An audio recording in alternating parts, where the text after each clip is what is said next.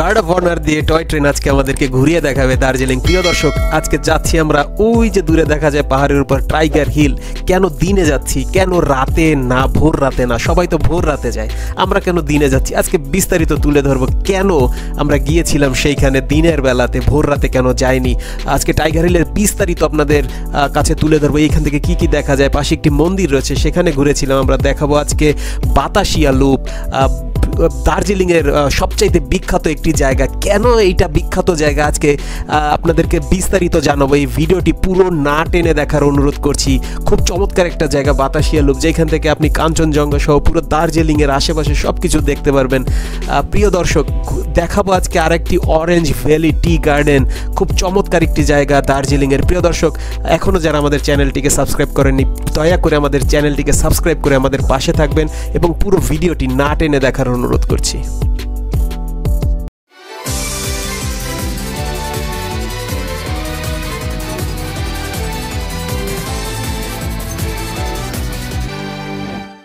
প্রিয় দর্শক, ট্রাভেল টেস্টারের আরেকটি সম্পূর্ণ নতুন ভিডিওতে আপনাদেরকে স্বাগতম জানাই।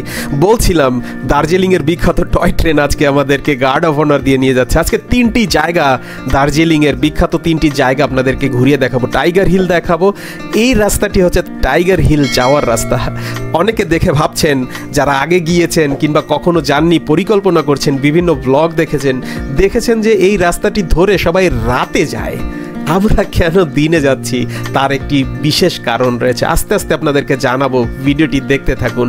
প্রিয় দর্শক, আপনারা দেখতে পাচ্ছেন এই যে পাসটি রয়েছে, এইখান থেকে কিন্তু আপনি টাইগার হিলে যাওয়ার জন্য আপনাকে পাস নিতে হবে। এটি এই সম্পর্কে একটু আপনাদেরকে বলে রাখি।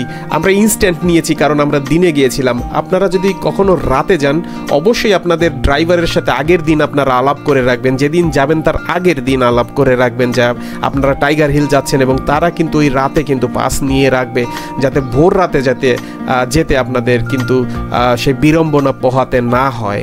প্রিয় দর্শক, ওই যে দূরে দেখতে পাচ্ছেন সেই বিখ্যাত টাইগার হিলের সেই পাহাড়, সর্বোচ্চ চূড়া। এটি কিন্তু দার্জিলিংয়ের মধ্যে সর্বোচ্চ চূড়ার বিন্দু আপনাদেরকে দেখিয়েছি। ঠিক টাইগার পাসে যাওয়ার আগে দুটো মন্দির, কিন্তু কয়েকটি মন্দির আসলে এখানে রয়েছে, আপনাদেরকে ঘুরিয়ে দেখাবো যখন আমরা ফিরবো। এই যে পতাকাগুলো দেখছেন, এইগুলোর কিন্তু একটা বিশেষত্ব এবং মিনিং আছে। আপনাদেরকে কিন্তু যখন টাইগার হিলের উপরে যাব, আমাদের সেই লাভ প্রধানজি উনি আপনাদেরকে জানাবেন এই পতাকাগুলোর আসলে বিশেষায়িত্ব কি। বলতে বলতে কিন্তু আমরা সেই টাইগার হিলে আমরা কিন্তু চলে এসেছি। এই Tiger Hill 2590 metre Paschimbanga Darjeeling জেলায় কিন্তু অবস্থিত। এই জায়গাটি হলো ইউনেস্কো বিশ্ব ঐতিহ্য দার্জিলিং হিমালয়ান রেলওয়ের উচ্চতম স্টেশন, ঘুম শহরের সর্বোচ্চ বিন্দু। আসলে যে কারণে আমরা দিনে এসেছিলাম তার একটা অন্যতম কারণ হচ্ছে আবহাওয়া খুব মেঘলা ছিল। কারণ এইখান থেকে সূর্যোদয় দেখার জন্য সবাই কিন্তু এইখানে এসে ভিড় করে খুব ভোরে, এবং সূর্যোদয় দেখে এইখান থেকে কাঞ্চনজঙ্ঘার উপরে তার একটা আলো পড়ে সূর্যের, ওইটা দেখার জন্য এখানে হাজির হয়। আসুন একটু জেনে নেই আমরা লাভ প্রধানজির কাছ থেকে। Which part you said is Kanchenjunga is? It's somewhere over here. Somewhere over here. Yeah. And Everest you say? Everest far left. Far left. আকাশ মেঘলা না থাকলে এই ছবির মতো ভিউ কিন্তু আমরা দেখতে পারতাম ঠিক এইখান থেকে দাঁড়িয়ে। These flags are called lungars, specially strung after the death of some people at home, of the Tibetan people, just to let their soul rest in peace. And if you go very close to it and see, you'll see a picture of a horse. Okay. So it's said that the message for the soul to rest in peace will be taken to God by the horse. And there are only 5 colors in it, which signifies the 5 elements of life.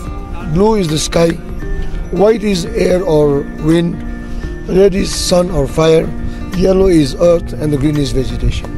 Wow. Monasteries are colored in these 5 colors mostly. Almost every monastery are colored with these 5 colors. প্রিয় দর্শক, শুনছিলেন লাভপ্রধান জি আমাদেরকে সেই পতাকার বিশেষত্ব কিন্তু তিনি জানাছিলেন। এখান থেকে কিন্তু এই সোজা টয়লেট আছে, আপনি কিন্তু চাইলে ওয়াশরুম আছে, ওইখানে কিন্তু আপনি যেতে পারবেন প্রয়োজনে। প্রিয় দর্শক, টাইগার হিল জায়গাটি দার্জিলিং শহর থেকে 11 কিলোমিটার দূরে অবস্থিত। দার্জিলিং থেকে এখানে কিন্তু আপনি জিপ ভাড়া করে কিন্তু আসতে পারবেন। সেই ক্ষেত্রে আপনি কোনো প্যাকেজ নিয়ে কিন্তু এইখানে আসতে পারবেন। সূর্যোদয়ের সময় নিচু উচ্চতায় সূর্যকে দেখতে পাওয়ার আগেই কাঞ্চনজঙ্ঘার শিখরগুলো আলোকিত হয়ে ওঠে কিন্তু এইখান থেকে। বলছিলাম যে ছবিতে আপনারা দেখছিলেন যে কীরকম একটা ভিউ, ঠিক আমাদের এই দিনের বেলা আসার কারণই হচ্ছে কিন্তু ওইটা যে আমরা ভোর রাতে আসলে আবহাওয়া যেহেতু খারাপ, আপনারা দেখতেই পাচ্ছেন, আমরা কিন্তু দেখতে পারতাম না সেই কাঞ্চনজঙ্ঘার ভিউ, যার কারণে আমাদের দিনে কিন্তু এই জন্য এইখানে আসা। জাস্ট আপনাদের এই জায়গাটা ঘুরিয়ে দেখা, যারা ভবিষ্যতে চিন্তা করছেন আসবেন এইখানে, এইরকম যদি আবহাওয়া থাকে, এইরকম সময় যদি আপনারা এসে থাকেন, তাহলে কিন্তু অবশ্যই আমি বলবো যে আপনারা দিনের বেলায় ওখানে আসবেন। শুধু শুধু ঘুম নষ্ট করে সকালে আসার কোনো দরকার নেই। আসলেও কিন্তু কাঞ্চনজঙ্ঘার সেই সূর্যের যে আভা পড়ে, যে আলোটা পড়ে, ওইটা কিন্তু আপনারা উপভোগ করতে পারবেন না। বলছিলাম এই ঠিক এই টাইগার হিলের নিচে কিন্তু কয়েকটি মন্দির আছে, এইখানেও কিন্তু আপনারা আসলে ঘুরে দেখতে পারেন। টাইগার হিল থেকে কিন্তু আরেকটা দৃশ্য আপনারা দেখতে পারবেন না, যদি আবহাওয়া ভালো থাকে আপনারা কিন্তু মাউন্ট এভারেস্ট কিন্তু আপনারা এইখান থেকে দেখতে পারবেন। তারপরে মাকালু পর্বত আছে, সেটাকেও কিন্তু আপনারা ওইখান থেকে যদি আবহাওয়া ভালো থাকে দেখতে পারবেন। তারপরে কার্শিয়াং শহর কিন্তু দেখতে পারবেন এইখান থেকে। বিভিন্ন তিস্তা নদী, মহানন্দা নদ, এইরকম অনেক কিছু কিন্তু এইখান থেকে দেখা আপনাদের সম্ভব যদি একমাত্র আবহাওয়া ভালো থাকে। কিন্তু আমরা আসলে আবহাওয়া ভালো ছিল না আমরা যখন এসেছি, দার্জিলিংয়ের কোথাও থেকে কিন্তু আপনাদের আসলে সেই কাঞ্চনজঙ্ঘার ভিউ দেখাতে আমরা কিন্তু পারিনি। প্রিয় দর্শক, এইটা হচ্ছে সেই ঘুম স্টেশন, দার্জিলিংয়ের সেই বিখ্যাত ঘুম স্টেশন, যেখান থেকে কিন্তু সমস্ত জায়গায় আপনার শিলিগুড়ি, দার্জিলিং কিন্তু এখান থেকে আপনারা টয় ট্রেনে করে যেতে পারবেন। প্রিয় দর্শক, বলছিলাম বাতাসিয়া লুপ, 50 টাকা কিন্তু টিকিট পড়বে আপনার এই বাতাসিয়া লুপ ভ্রমণ করতে গেলে। এই বাতাসিয়া মানে হচ্ছে কিন্তু সেই বাতাস আমরা বলতে পারি, হিন্দিতে বাতাসিয়া, কিন্তু বাংলায় যদি বলি বাতাস। এবং এই জায়গাটা কিন্তু সেই একটা জায়গা যেখান থেকে এর একটা কিন্তু বিশেষত্ব আছে। এই জায়গাটা কিন্তু শুধু শুধু তৈরি হয়নি, ব্রিটিশ ইঞ্জিনিয়াররা কিন্তু এই জায়গাটা ওরা তৈরি করেছে সুন্দর করে, গোলাকৃতির করে। দেখতে পাচ্ছেন ট্রেন লাইন, এর সম্পর্কে একটু বিস্তারিত আপনাদের কিছুক্ষণ পরে আমি জানাবো।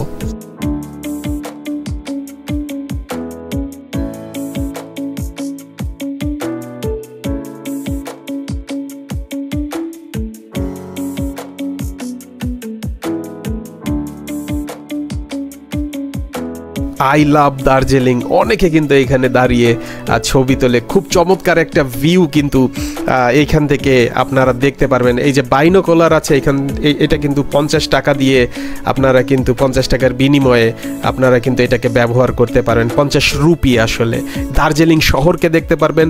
আবহাওয়া যদি ভালো থাকতো, কাঞ্চনজঙ্ঘার ভিউ কিন্তু এখানে আপনারা দেখতে পারবেন। সেই সাথে এভারেস্টের কিন্তু কিছুটা অংশ কিন্তু এইখান থেকেও দেখা যায়। প্রিয় দর্শক, দূর থেকে দেখছিলাম সেই ট্রেন আসছে। আসলে এইটার একটা বৈশিষ্ট্য আছে, যে বৈশিষ্ট্যটা আপনাদেরকে একটু আমি এখন জানিয়ে দিতে চাই। ব্রিটিশ রেলওয়ে তারা কিন্তু এই জায়গাটা তৈরি করেছিল। আপনি যখন ঘুম স্টেশন থেকে আসবেন, দার্জিলিংয়ে যেতে কিন্তু অনেকটা নিচে আপনাকে নামতে হবে। সেই ক্ষেত্রে সরাসরি যখন রেল লাইন নিচে যায়, আপনারা বুঝতেই পারছেন একটা সমস্যা কিন্তু তৈরি হয়, যে অনেক নিচে, উপর থেকে যখন ট্রেন লাইন স্বভাবত নিচে যায় না। তো কিভাবে এই পথটাকে সুন্দর করে করা যায়, তার জন্য সেই ব্রিটিশ ইঞ্জিনিয়ার তারা চিন্তা করেছিলেন এই বাতাসিয়া লুপটা থেকে ঘুরে ঘুরে সেই আস্তে আস্তে সেই রেল লাইনটাকে সেই দার্জিলিংয়ের দিকে নামিয়ে দেবে। একবারে খারাপভাবে এটি যাবে না, কিন্তু আস্তে আস্তে একটা লেভেলে কিন্তু এটি যাবে। সুতরাং এই বাতাসিয়া লুপটা কিন্তু এই কারণে দেখতে পাচ্ছেন ট্রেনের একটা ঘুল্লি থাকে এইখান থেকে, এই ঘুল্লিটাই হচ্ছে আস্তে আস্তে উপরে ওঠার জন্য এবং আস্তে আস্তে নিচে নামার জন্য।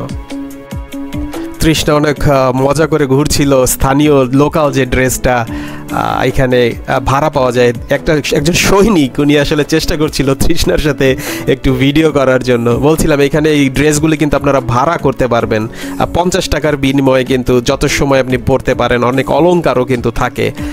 প্রিয় দর্শক, বাতাসিয়া লুপ খুব চমৎকার একটা জায়গা, যে জায়গায় কিন্তু আসলে আপনি আপনার এইখান থেকে দার্জিলিং শহর যেমনিভাবে দেখতে পারবেন, কাঞ্চনজঙ্ঘা দেখতে পারবেন, এবং এই টয় ট্রেনের যে বিশেষত্বটা রয়েছে আপনাদেরকে জানালাম সেটি উপভোগ করতে পারবেন, টয় ট্রেনের যাওয়া আসা দেখতে পারবেন। সব মিলিয়ে আসলে এই জায়গাটি কিন্তু দর্শনার্থীদের জন্য একটা ফেভারিট জায়গা আমি বলবো। অনেকে কিন্তু ঘুরতে আসেন এই বাতাসিয়া লুপে।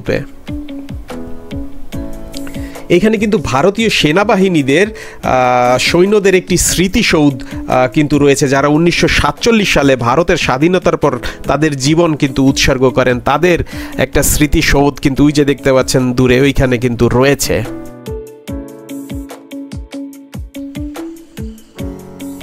আমি কিন্তু 100% আপনাদের রেকমেন্ড করব এইখানে ঘুরতে আসার জন্য। প্রিয় দর্শক, এই বাতাসিয়া লুপ ঘুরে কিন্তু দেখতে পাচ্ছেন আমরা এখন ঢালের দিকে নামছি। পাহাড়ি জনপদ, পাহাড়ি রাস্তা ধরে আমরা কিন্তু এখন অরেঞ্জ ভ্যালি টি গার্ডেনে কিন্তু যাব। খুব নিচু এবং খাড়া বলা যায়, বাংলায় বলতে হলে খাড়া। একটা গাড়ি আসলে কিন্তু আরেকটা গাড়ি সাইড দিয়ে তারপরে যেতে হয়। চমৎকার, আমার দেখা মতে দার্জিলিংয়ের অন্যতম সেরা রাস্তা এবং সেরা একটি জায়গা কিন্তু এই অরেঞ্জ টি ভ্যালি। শুধুমাত্র এই রাস্তার ভিউ দেখলে আপনাদের হৃদয় প্রফুল্ল এবং আনন্দে কিন্তু ভরে উঠবে। এই রাস্তাটা যে এত সুন্দর, আঁকা বাঁকা পাহাড়ি রাস্তাটা এবং দূরের পাহাড়ি এলাকা, মানে কি বলবো, ভাষায় প্রকাশ করা যাচ্ছে না। আপনারা দেখতেই পাচ্ছেন এই ভিডিওতে এত সুন্দর, আর সত্যি যখন নিজের চোখে দেখছিলাম কত না সুন্দর লাগছিল এই জায়গাটাকে।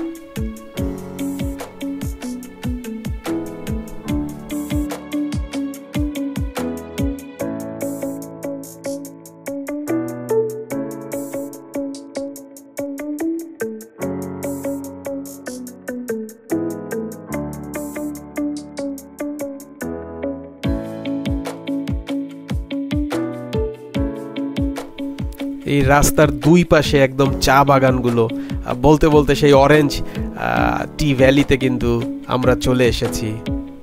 খুব চমৎকার একটা জায়গা। আমি তৃষ্ণাকে বলছিলাম যে আমার দেখা সবচাইতে সেরা জায়গা কিন্তু এই অরেঞ্জ টি ভ্যালি। যেমন এই জায়গা আসার রাস্তা, দুই পাশের সৌন্দর্য, তেমন হচ্ছে এইখানে আসার পরে আপনি যখন দুই পাশে চা বাগান দেখবেন, মানে আপনার হৃদয়ে অনেক আনন্দ অনুভব করবেন আপনি।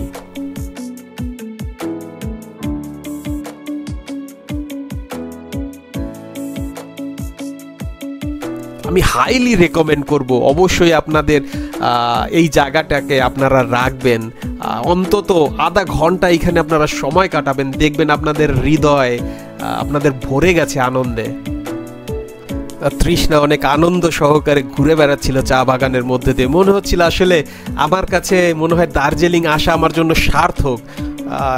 এই জায়গা আসার পরে আসলে আমার মনে হচ্ছিল এইখানে আমি সারাটা দিন মনে হয় এইখানে আমি কাটাতে পারি, এখানে হেঁটে ঘুরে। কি চমৎকার রাস্তা এখানে, কি চমৎকার দৃশ্য, চারিদিকে পাহাড়, দুই পাশে রাস্তার চা বাগান উঁচু নিচু, খুব চমৎকার। দার্জিলিংয়ের সমস্ত প্রাকৃতিক সৌন্দর্য মনে হয় এইখানেই লুকিয়ে আছে। প্রিয় দর্শক, কেমন লেগেছে আজকের এই ভিডিওটি? আমরা ঘুরে বেড়াচ্ছি দার্জিলিং এবং আপনাদেরকে ঘুরে দেখাচ্ছি দার্জিলিংয়ের বিভিন্ন জায়গা, সুন্দর সুন্দর আকর্ষণীয় জায়গা। কেমন লাগছে আমাদের এই দার্জিলিং সিরিজ? প্রিয় দর্শক, যদি ভালো লেগে থাকে অবশ্যই আমাদের চ্যানেলটিকে আপনারা সাবস্ক্রাইব করবেন, সেই সাথে সাথে একটা লাইক, শেয়ার এবং অবশ্যই কমেন্ট করে জানিয়ে দেবেন কেমন লাগছে এই ভিডিওটি। আর পরের পর্বে ঘুরিয়ে দেখাবো দার্জিলিংয়ের আরও সুন্দর সুন্দর জায়গা। সেই পর্যন্ত সবাই ভালো থাকেন, সুস্থ থাকেন এবং ট্রাভেল টেস্টারের সাথে থাকেন।